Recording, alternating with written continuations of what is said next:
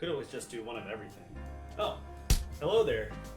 Thank you for joining me here at the Disneyland Hotel, Steakhouse 55. This looks like Steakhouse 55, right? Probably not dark enough, but there's pictures of Walt, so that's a plus, right? Last week we made the baked salmon royale from the Disney Wonder in Triton's. Still want to make the risotto, still don't have the rice. So we're here at Steakhouse 55 because we're going to make the crab cakes. This is a great appetizer. I had this here earlier this year, I believe it was. And I liked it so much, I figured I'll take my inexperience in the kitchen and try and whip this thing together. I am going to go half portion when it comes to making this because it's just me, and crab meat is expensive. Just buying the little can was like 18 bucks. We're going to make the crab cake and we're going to make tartar sauce, like a house-made tartar sauce to go with it. Very excited to see how this turns out. It looks like it should be pretty easy, but we'll see. Have you decided on an entree, sir? Yes, I'll have the crab cakes, please. Thank you. Now, Steakhouse 55 is your premier dining experience in all of Disneyland, really. It's very delicious. I mean, look how happy these people are. They obviously haven't gotten the bill yet. This recipe comes from magicalrecipes.net, just like the salmon royale I made. You'll see there's actually not that many ingredients. And if you look at the picture here, it has an extra orange sauce. I'm not sure what that is, but it's not in the recipe, and this is the picture associated with it. A little strange, but we'll do the best we can, and hopefully they look this good. Alright, we're going to start on the tartar sauce first because it's actually only 2 steps. You just take all of the ingredients, mix it in a bowl, and let it sit for an hour. That's awesome. Here's what we need. Pretty simple stuff. Those pickles look good though. It actually requires you to finely chop the dill pickle. So I will chop those up, chop up some chives, and then mix it all together. I would ask for paprika. I've got smoked paprika. Is there a difference? I don't know if there's a difference. I guess we'll find out because I'm gonna use it regardless. For the dill, it says 1/4 of a cup, but I'm cutting it in half, so I'm gonna have to do 1/8 of a cup. So it's probably like what, maybe three pickle slices? Just kind of eyeball it, I guess. That's probably 1/8 of a cup of pickles, right? Maybe I have one too many. Can't have too many pickles though. Looks like relish. I almost wonder if I could have just gotten away with using relish.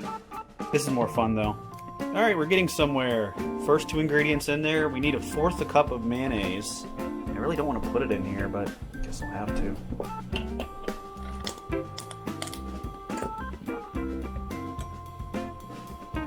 Yeah, that's probably need a little more. It almost kind of already looks like tartar sauce because it's got the pickle and the mayonnaise. Got to add a few more things though.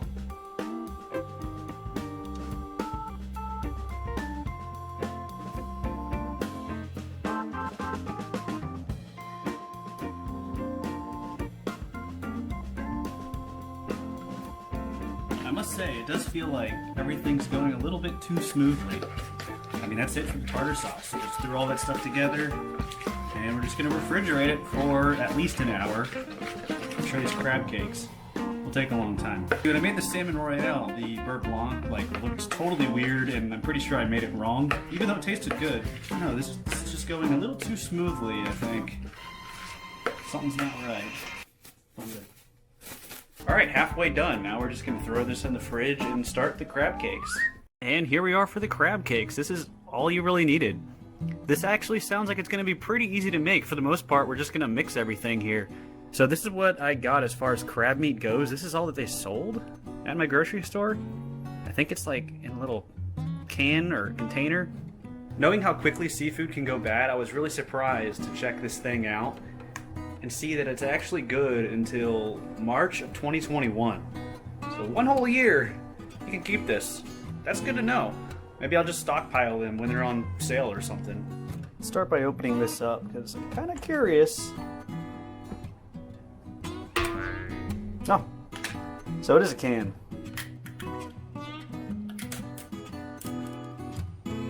Yeah. I actually really like the smell of crab meat. It smells really good. Reminds me of being in Maryland. So I lived there for about 3 years, had a lot of blue crab. This is blue crab, but this comes from, I think, like, product of Indonesia. Hopefully it tastes the same, at least when it's in an actual crab cake. Did I get the right kind of crab meat? I mean, that's lump crab. That's what it said to use. My brain is having a weird way of thinking of this. You need 3/4 a cup of mayonnaise. So I figured that's going to be about here on 1 cup. So I'll just take half a cup and do the same thing. Because I'm not exactly sure how I would get that amount. It's about 3/4 of half a cup of mayonnaise, right? Probably gonna, yeah, I'm gonna need a spoon for that. I now have to do half of an egg, so this will be interesting. See what I come up with. We need half of a beaten egg. So I'm gonna use this cup here because it fits. Can't really. Okay, maybe this wasn't a great idea. Let's get some of that Old Bay in there.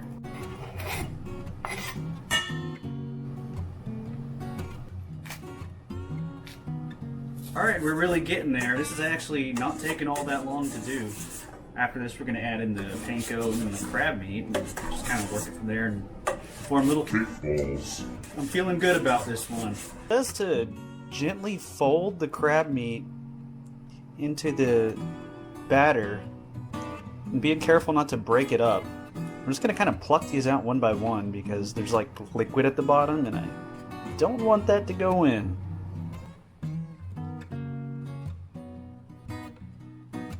Alright, we've got crab in the bowl. Now we just kind of fold it. I'm not sure what that means exactly, but it says just to kind of coat all of the crab in mayonnaise. Just going to try to be careful not to break it here. Now it says to just incorporate the panko, but to not overmix. I'll try my best at that.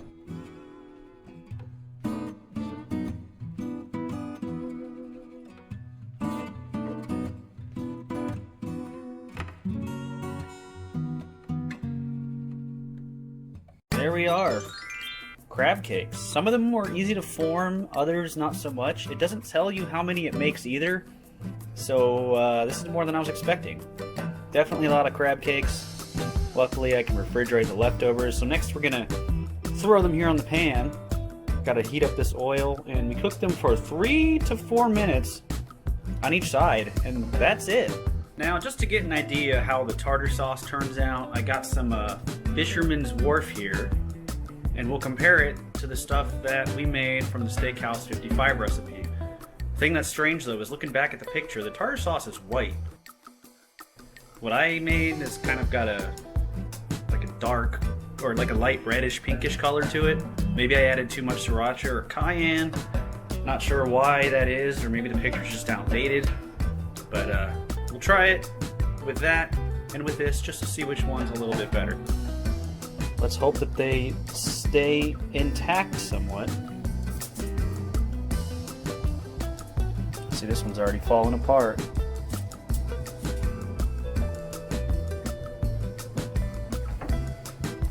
Got the tartar sauce out, and now I'm putting it on the plate all fancy like.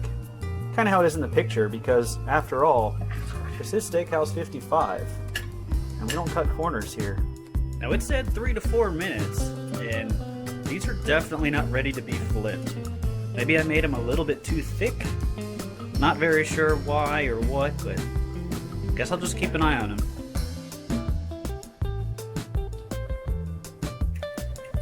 Almost 10 minutes I've had these here. I may have added too much oil. Yeah, they look they are browning, but they're not. Just don't know if they're ready to flip yet. Okay, that one looks pretty good right there. The customer is not going to be happy about this.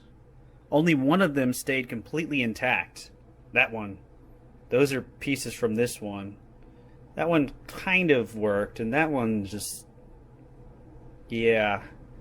I'll do my best to plate it fancy. This is like putting together a not very fun puzzle. See, that one's easy. That's just... bam. Professional. That one... there we go. Trying our best to make it look like the picture here. Now this one's, put that there, you just kind of, here we go. No one will ever know. No one will ever know. And there we are, Steakhouse 55 crab cakes. Now I will say, I have 4 crab cakes left over, and that is all of the tartar sauce that came out of that recipe. And here we are with the crab cakes. Very excited to try these. Again, I asked the waiter for some extra tartar sauce. He brought me this Fisherman's Wharf. I will try to compare it to this because I've never made a tartar sauce ever. Let's give it a go. I'll try the messed up one first.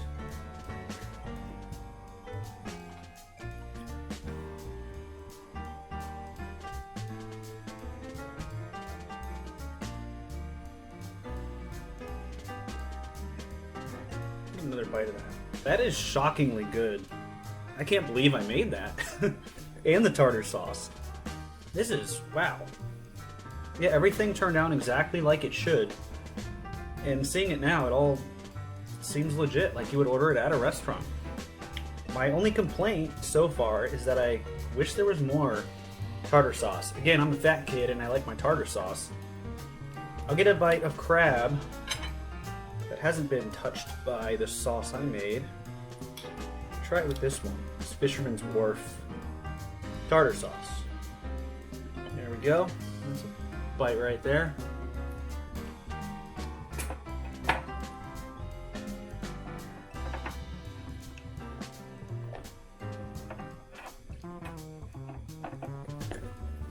I actually like mine better. It has a little more spice to it. This obviously has no spice or anything in it. But that's what gives it the color too. Really, really good overall. Man, I'm actually very surprised by this one. I'm gonna go ahead and finish this up and give you my thoughts at the end. And there we are, the Steakhouse 55 crab cakes. I really enjoyed those all the way until the end. Makes me really glad I have 4 more in the refrigerator that I can cook up later at any point. Now, it's been a while since I've had them, so I can't really tell you how similar this tasted to what is in the restaurant, but this is the recipe from the restaurant, and I think I followed it pretty well, for the most part. But I would definitely make these again. These are really good. It's been a great night here at Steakhouse 55. What recipes would you like to see in the future? Let me know what some of your favorites are, but that is going to do it. Thank you all for watching. The caravan is moving on.